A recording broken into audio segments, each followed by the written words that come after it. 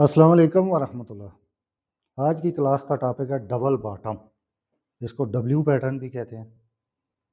اس سے پچھلی کلاس میں ہم نے ڈبل ٹاپ ایم پیٹرن پڑھا تھا، یہ اسی کا الٹ ہے۔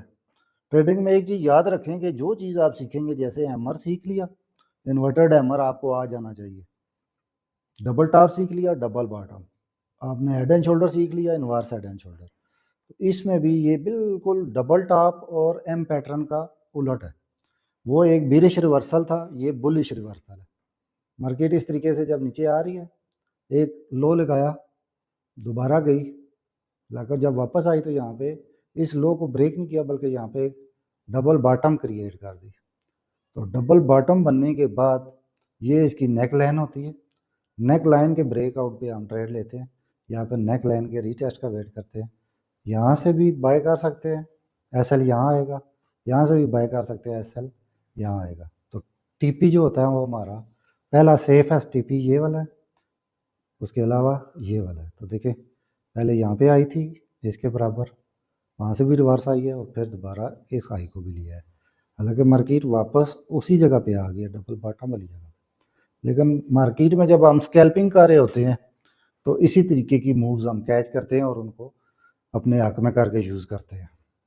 تو ٹریڈنگ ایک کوئک ڈیسیشن والی گیم ہے، تو آپ کو اسی وقت فیصلہ کرنا پڑتا ہے۔ مارکیٹ چونکہ ڈائنامک ہے، پل پل بدل رہی ہوتی ہے، تو اس میں پریڈکشن، جیسے یہ لوگ کہتے ہیں نا کہ میں بتا رہا ہوں یہ یہاں سے یہاں جائے گی، کچھ بھی یہاں پہ یقینی نہیں ہے۔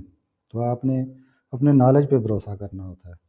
مارکیٹ میں جو چینجز آ رہی ہیں، آپ بھی اپنی اسٹریٹجی اس کے مطابق بدلیں۔ باٹم کو آپ لائن چارٹ کی مدد سے سمجھیں۔ دیکھیں یہ ایک امپلس موو ہے سیل سائڈ کی، یہاں پہ مارکیٹ نے ایک پاز لیا، یہاں سے پل بیک لیا، پل بیک کے بعد جب آئی تو اس کو بریک نہیں کیا، اس کو کہتے ہیں ڈبل باٹم۔